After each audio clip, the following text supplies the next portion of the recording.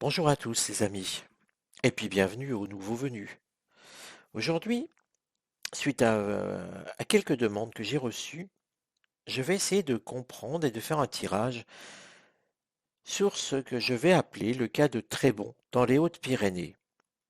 Un temple maçonnique a été retrouvé dans une maison abandonnée, ainsi que des squelettes. En partie des squelettes, des morceaux, je vais dire. C'est assez troublant. Il semble aussi que de la sauge ait été retrouvée sur place. Bref, plusieurs choses qui partent un petit peu dans tous les sens. Et on va essayer, ensemble, en posant des questions à l'oracle de Béline, de démêler un petit peu tout cela. Tout d'abord, je souhaiterais quand même remercier les tipeurs, ceux qui soutiennent la chaîne par leurs dons. Alors parfois de 1, 2 euros, parfois un peu plus, mais qui le font régulièrement. C'est le cas d'Yvette, de François, d'Avalon, de Jacqueline, de Bernard, de nombreux anonymes, mais aussi de Jérôme, de Rosemary, d'Isis, et puis j'en passe, hein. Donc à tout ceci, je voulais vous dire merci. Merci parce que c'est ce qui permet de pérenniser la chaîne et de pouvoir continuer l'aventure avec vous. N'oubliez pas que c'est votre chaîne et que si, comme les personnes que j'ai nommées, vous souhaitez soutenir la chaîne par vos dons, par un don régulier, vous pouvez trouver le lien Tipeee dans la description de la chaîne. N'oubliez pas non plus que je vous propose des voyances gratuites en réponse à des questions. C'est pas une voyance générale, bien sûr, hein, c'est pas la même chose. Mais si vous avez des questions, des interrogations, n'oubliez pas de me donner votre date de naissance ainsi que votre ou vos questions. Et bien sûr, j'y répondrai déjà gratuitement et j'y répondrai avec plaisir, hein. Par contre, laissez-moi le temps d'y répondre. C'est vrai que parfois je réponds vite et parfois je suis un petit peu plus surchargé et donc un peu plus long à pouvoir vous répondre. J'en suis désolé, mais je vous réponds de toute façon quoi qu'il arrive. Alors revenons à ce qui motive ce tirage. J'ai juste encore une parenthèse et après je vous embête plus avec mes parenthèses. Pour ceux qui seront seuls, qui le souhaitent ou qui ont envie, enfin peu importe, le 31, donc le réveillon du Nouvel An, j'ai pensé aussi à toutes les personnes seules. Je leur ai fait plusieurs vidéos. Parfois, ce sont des montages d'images que j'ai récupérées à droite, à gauche, mais dans l'ensemble, ce sont des articles. Je n'ai écrit aucun article, hein, attention, et je n'ai tourné aucune vidéo directement. Que les choses soient bien claires. Mais je vous ai fait un petit ensemble de vidéos que j'ai postées. Elles sont déjà prêtes. Elles seront en ligne le 31 pour ce réveillon. Et vous pourrez vous intéresser à des cas sur l'ésotérisme, des cas de possession, de maisons hantées, de phénomènes étranges. Bref, il faut penser aussi à tous ceux qui sont seuls et qui doivent avoir une forme de compagnie ce jour-là. Voilà, c'est ma contribution. Elle est modeste, mais voilà. Je tenais à avoir une pensée pour chacun d'entre vous, exactement comme j'ai eu le jour de Noël et la réveillon de Noël avec les vidéos Nostradamus que vous pouvez retrouver en ligne, ainsi que les colcaises. Revenons à ce cas de Trébon, dans les Hautes-Pyrénées. Donc des aventuriers, on va dire, qui visitent des lieux insolites, là c'est peu importe, ont découvert un temple maçonnique de la Sauge, qui la sauge n'a rien à voir avec la franc-maçonnerie. La sauge, c'est plutôt dans les rituels de magie, en général, hein, qu'on les trouve, et des ossements. Voilà, on va dire qu'on va se contenter de ça, c'est déjà pas mal. Petite info, la propriétaire des lieux a porté plainte face aux gens qui sont venus sur place découvrir les ossements et qui ont appelé la gendarmerie ensuite. Donc vous voyez, voilà un petit peu le contexte. Alors on peut se demander pourquoi elle a appelé les gendarmes. Euh, on peut se demander aussi à quoi servait ce temple, à quoi servait la sauge, à qui sont ces ossements. Plusieurs pistes. La première question que je vais me poser, c'est l'évolution qu'a connue ce lieu pour arriver à nos jours. Voir un petit peu ce qui apparaît. Est-ce que on va pouvoir déterminer des choses ou est-ce que là ça ne va rien nous apprendre? On va essayer de le découvrir ensemble. Alors pour ceux qui me soumettent des questions, que ce soit des cold cases ou des mystères, n'hésitez pas à aller plus loin. Vous me donnez des noms, c'est bien, des idées de sujets, c'est parfait, je vous en remercie. Mais allons plus loin dans notre coopération ensemble. Pourquoi ne me posez-vous pas directement les questions aussi que vous souhaiteriez voir abordées? C'est un petit challenge que je vous propose. C'est pour histoire d'aller plus loin dans notre coopération. Dites-moi ce que je peux faire pour vous, je vous aiderai toujours. Je serai toujours là pour vous, en toutes circonstances. Mais jouons le jeu ensemble. Essayons de progresser ensemble. Donc n'hésitez pas si vous avez des histoires insolites, des cold cases, enfin peu importe ce que c'est, des sujets.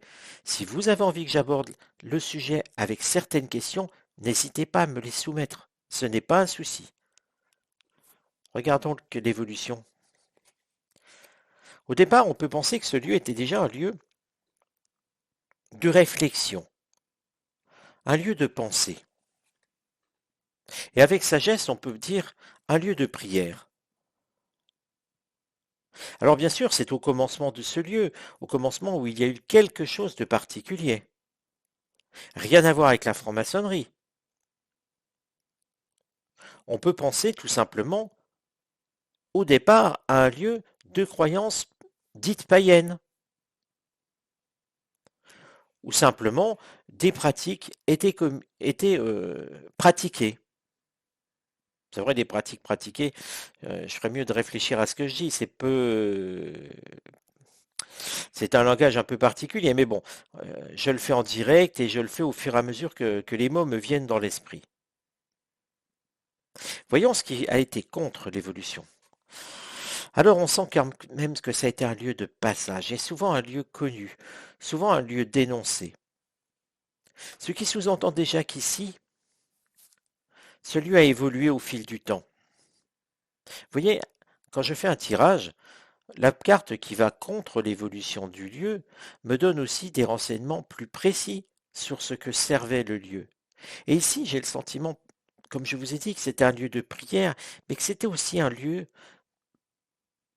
de prière. Il ne faut pas voir la prière sous forme du christianisme obligatoirement. On peut avoir des lieux de prière sur des lieux de pratique, même satanique, hein. Il y a des prières aux démons. Vous voyez, il ne faut pas être limité dans son raisonnement. Les Incas qui sacrifiaient des enfants priaient aussi. Et ça n'a rien à voir avec le christianisme. Vous voyez donc, toujours bien remettre les choses et de se débarrasser euh, des idées préconçues et de se débarrasser de tout ce qui fait du mentalisme et tout ce qui fait aussi qu'on finit par se planter dans une voyance. Donc là, on a l'idée de quelque chose qui existait, on va dire, du fond des temps, à une époque où les croyances étaient très particulières et que c'était courant. Ça peut encore, que certaines croyances existent encore à notre époque, mais on va pas dériver, sinon la vidéo fera 5 heures et je n'aurai rien dit de ce que je voulais dire. Mais beaucoup de passages donc sur ce lieu, beaucoup de passages, euh, et c'était aussi quelque part un lieu connu, dont on parlait.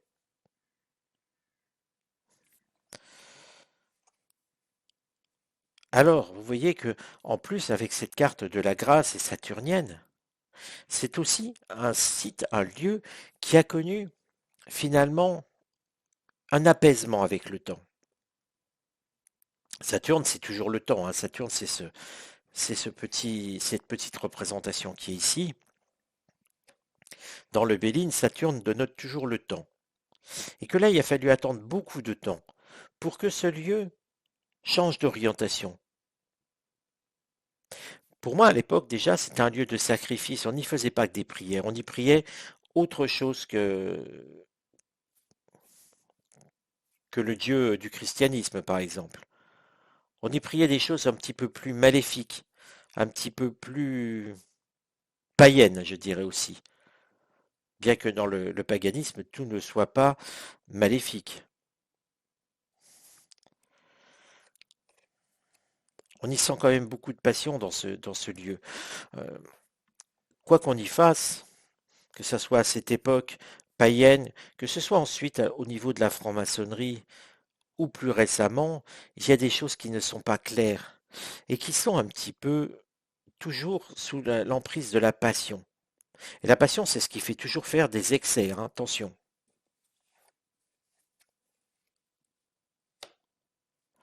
Mais on souhaitait qu'en fait ce lieu reste discret. C'est la discrétion qui primait. Et cette carte est intéressante, vous voyez, c'est une carte lunaire, il y a des émotions. Et dans la question, je vous ai dit comment a évolué ce lieu au fil du temps jusqu'à nos jours finalement, hein. Et regardez que c'est intéressant parce que on y sent toute la discrétion, comme le chat, cet animal qui peut rester discret quand il se déplace.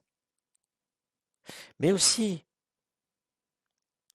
on y sent aussi finalement toute euh, toute la surprise, toutes les émotions, tout ce qui prend au ventre des personnes qui ont découvert ce lieu. À la fois par la beauté de certains bâtis, enfin certaines pièces. Pour ceux qui ont vu la vidéo sur internet, hein, n'hésitez pas à chercher. Vous tapez, euh, vous tapez très bon Hautes-Pyrénées franc-maçon et je vous garantis que vous allez avoir des renvois et vous trouverez la vidéo sur YouTube de ce groupe d'explorateurs. C'est assez intéressant. Je vous laisserai faire le cheminement vous-même si vraiment ça vous intéresse. Mais on y sent toutes leurs émotions. Et on sent bien que quelque part, ça les a pris aux tripes. euh, la surprise. Et finalement, la trahison de cette discrétion, parce que en le découvrant, ils l'ont mis en lumière. Vous voyez que la symbolique de cette carte, elle est dans tous les sens, elle est double, elle est triple même. Ça ne nous dit pas, finalement, à quoi ça servait de nos jours. Là, le tirage nous parle, et visiblement c'est ce qui est resté le plus longtemps, un lieu de sacrifice humain, un lieu de prière, un lieu que certains pourraient dire un petit peu maléfique et enrobé d'une mauvaise aura. Mais on y a mis tout notre cœur ici, enfin les gens y ont mis tout leur cœur, leur passion, pour que ça reste discret. Ça veut dire que quelque part aussi, quand je vous dis que la propriétaire a porté plainte, ce n'est pas pour rien, elle voulait aussi que ça reste discret. Parce que finalement, la découverte d'ossements, ça veut dire qu'il y a eu des gens qui sont morts dedans, assassinés ou morts de ce que vous voulez, peu importe. Mais on ne doit pas cacher ça selon la loi. On ne peut pas laisser des morts, en sachant qu'ils sont là, se décomposer. Enfin, vous voyez, il y a quelque chose qui ne colle pas avec l'attitude de la propriétaire. Comme si elle en voulait aux gens qui ont trouvé ces ossements. Parce que eux, ils ont alerté la gendarmerie à cause des ossements. Sinon, ils auraient fait une simple vidéo sur un temple maçonnique découvert et puis ça en restait là. On ne porte pas plainte. Pas, moi, je dirais que quelqu'un trouve ça dans une bâtisse qui m'appartient. J'en serais le premier étonné, bien sûr. Je n'ai pas de bâtisse qui m'appartient, mais bon, euh, extrapolons. Et voilà, je n'irai jamais porter plainte contre ces gens comme ça. Ça serait malvenu. Enfin, je juge ça malvenu. Sauf si, bien sûr, on a quelque chose à se reprocher ou à cacher. Alors, regardons un petit peu plus précisément quelle carte représente le rôle des francs-maçons en ce lieu. Bon, c'était un lieu, j'allais dire un lieu de culte, ce n'est pas le mot qui convient, pas pour les francs-maçons, mais c'est un lieu où ils faisaient des séances, enfin, où ils se réunissaient. Un lieu où quelque part on avait idée d'argent dedans. Euh, on avait idée d'échange dedans, mais pas d'échange de paroles, d'échange de services. Un lieu aussi qui a servi à faire des initiations. Mais ce n'était pas un lieu maléfique sous les Templiers, sur les Templiers, pardon, sur les francs-maçons. Je dis des bêtises, moi. Euh, Sous les francs-maçons, la franc-maçonnerie, on a quand même un signe lunaire, solaire. Le soleil, je vous le rappelle, euh, le soleil, c'est la chaleur. C'est aussi une forme de mise en lumière. C'est une forme de connaissance, le soleil. C'est aussi ce qui apporte les solutions. Or, je vois plus à cet endroit des passages de rites, d'initiation, de grades peut-être, mais quelque chose qui va dans un sens de positivité, entre guillemets. Mais alors, on va me dire, mais pourquoi des ossements et pourquoi de la sauge? Regardons déjà, pourquoi de la sauge? Quelle carte représente l'utilisation de la chose de la sauge en ce lieu?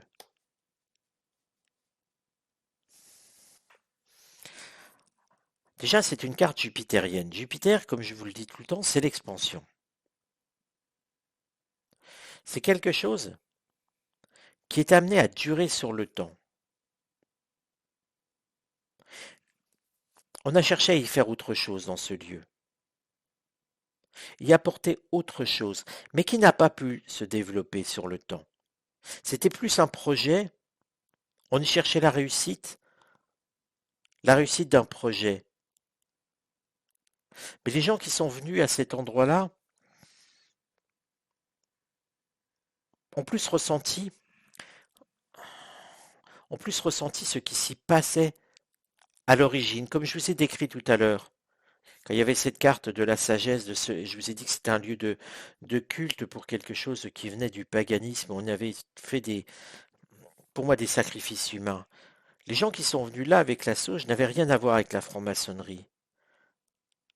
Ils étaient plus proches des mouvances un petit peu de magie blanche, de sorcellerie de magie blanche. Et eux, ils cherchaient plutôt à purifier les lieux, à y apporter autre chose. Car eux aussi avaient découvert les ossements. Nous avons donc à faire deux choses différentes, mais celle-ci est très récente. Cette partie-là, pour moi, a moins de 20 ans. Très très récente. Et c'est quelque chose qui a été mis en route et qui n'a pas abouti en plus. Euh, des gens qui sont venus quelques fois, mais qui n'ont pas donné suite, qui n'ont pas eu de persévérance. Par contre, les francs-maçons, ils sont restés un moment.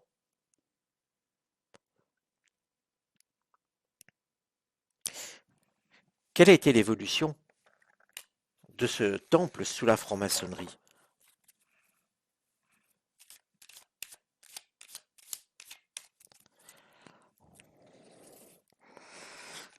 Je regarde l'évolution du temple sous la franc-maçonnerie. Il y a quelque chose qui m'interpelle.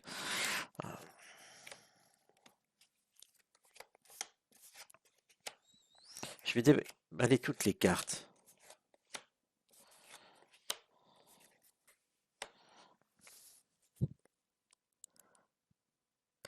Vous voyez que quelque part, au départ, on a presque l'impression que les francs-maçons cherchaient un lieu et qu'un petit peu par le fait, il a été abandonné quand même.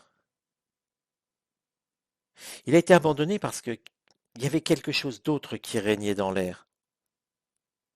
Mais il est resté quand même longtemps, longtemps sous le projet des francs-maçons. Il y a eu quand même beaucoup de réunions dedans. C'est resté longtemps.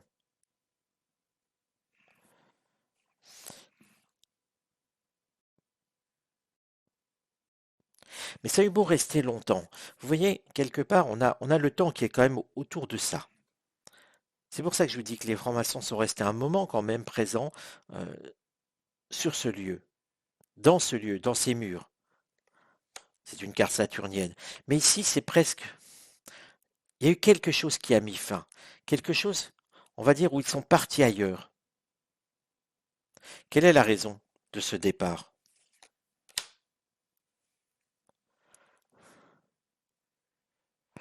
La raison de ce départ est le propriétaire. Comme si le propriétaire s'était muré dans une forme de d'émotion. comme si le propriétaire s'était emmuré lui-même. Bien sûr, pas dans les murs de sa propriété, mais qu'il s'était emmuré sur lui-même. Quelle a été la relation entre le propriétaire, qui lui-même était franc-maçon, ça c'est, on le sait, hein, et les francs-maçons?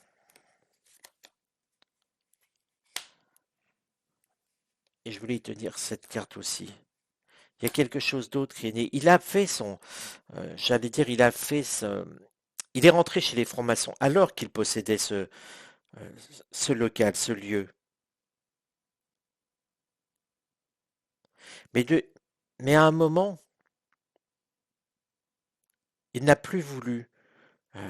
Non, il s'est emmuré chez lui. Comme je vous ai dit, il s'est emmuré. C'est comme s'il y avait quelque chose où les autres francs-maçons n'arrivaient plus à communiquer avec lui.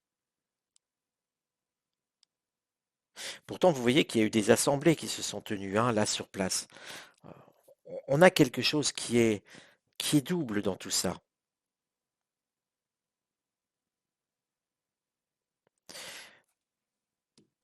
Mais on est resté bien, bien en lien.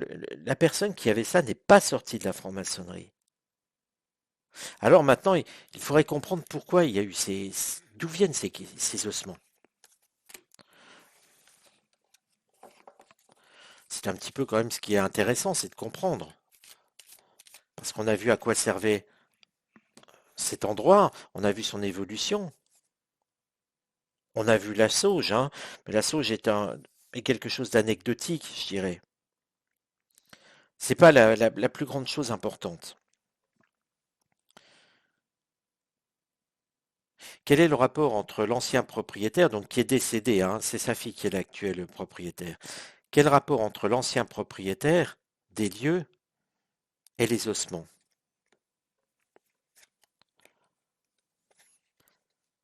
Quelque chose le passionnait sur le corps humain, sur les ossements. Qu'est-ce que c'était?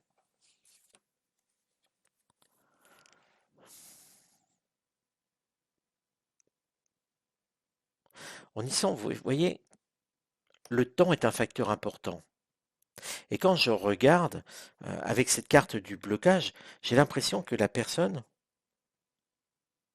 essayait de voir combien de temps, combien de temps les personnes pouvaient rester immobilisées, je dirais, en état de privation. Quel était le but de ces expériences? Parce que c'en est une.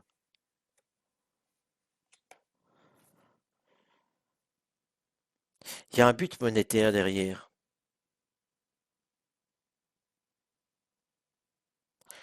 Cet homme devait faire de la recherche pour moi. De la recherche sur le corps humain, des expériences, disons-le clairement.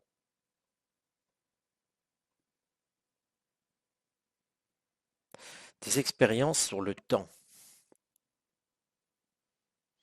Des expériences sur le temps, vous voyez, j'aurais tendance à le traduire sur des expériences sur finalement de la jeunesse éternelle. N'oublions pas que maintenant, si on remet les choses dans le contexte, et, et laissons de côté cette partie franc-maçonnerie, laissons de côté cette partie franc-maçonnerie, le personnage était médecin mais alchimiste aussi, franc-maçon. Cet homme faisait des expériences sur la jeunesse éternelle. Il souhaitait monnayer ses découvertes. C'était dans ce but-là. Il souhaitait non pas bloquer les personnes, mais figer les personnes dans le temps. C'est tout à fait autre chose. J'y voyais au départ une contrainte, et c'est vrai, il y a une contrainte. Il les bloquait, mais il les bloquait pour faire des expériences, pour voir combien de temps pouvaient durer ces personnes, vivre ces personnes.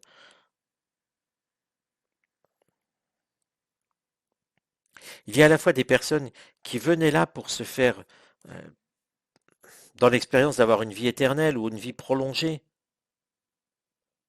Qui étaient à qui appartenaient ces ossements?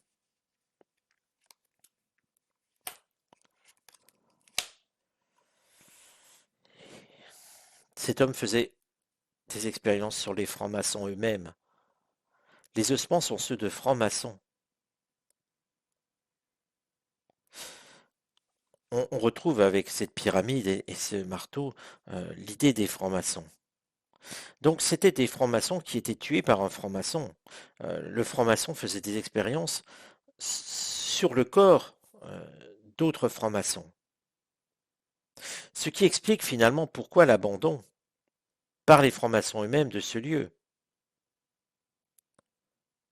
Ce qui explique aussi finalement toute la discrétion, mis à part les rites francs-maçonniques, mais aussi toute la discrétion qu'après a voulu apporter la personne propriétaire des lieux. Car bien sûr, elle n'avait pas envie euh, que l'on comprenne ce qui se passait. Même si certains pouvaient avoir des doutes, restait toujours le secret.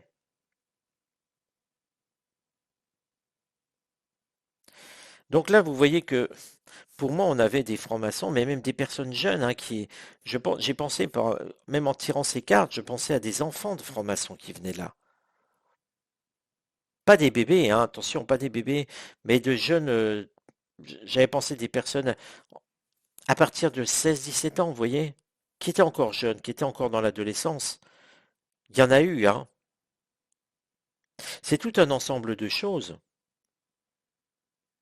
Et j'ai plus le sentiment d'un personnage un petit peu euh, à la docteur Frankenstein, qui fait des expériences sur des corps pour essayer de trouver des formes de secrets. On n'est pas sur l'alchimiste qui essaie de découvrir, euh, de changer le plomb en or ou des choses comme ça. On est vraiment sur un apprenti sorcier qui fait des expériences dans tous les sens qui n'hésite plus à franchir certaines lignes. Alors pourquoi sa fille euh, porte-t-elle plainte? Pourquoi? Avec cette carte lunaire, on sent les émotions chez elle. Elle était au courant du secret, de ce qui se passait, de ce qui s'est passé dans le passé à cet endroit-là. Mais aussi, elle ne souhaitait pas que ça soit révélé. Non pas qu'elle ait elle-même participé à quoi que ce soit, non. Mais plus parce que ça la met mal à l'aise par rapport à ce qui s'est fait là. Elle aurait aimé garder la chape de plomb et finalement que rien ne soit jamais mis en lumière. Regardons, est-ce que l'enquête aboutira sur quelque chose?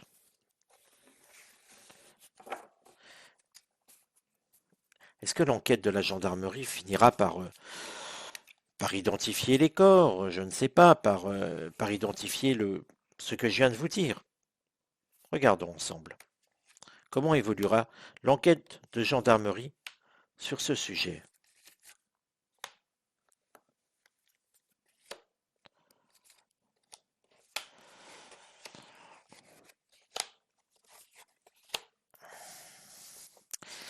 Alors, regardons et analysons. Vous voyez, vous avez l'ensemble du tirage.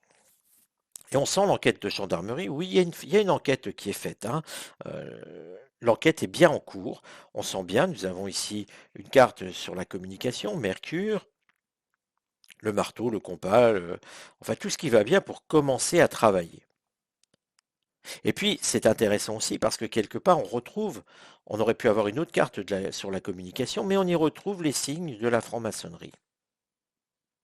Ce qui va contre, c'est un petit peu la discrétion justement dont on retrouve comme si quelque part, le fait que ça concerne la franc-maçonnerie, on avait quelque chose qui cherche à garder une forme de discrétion,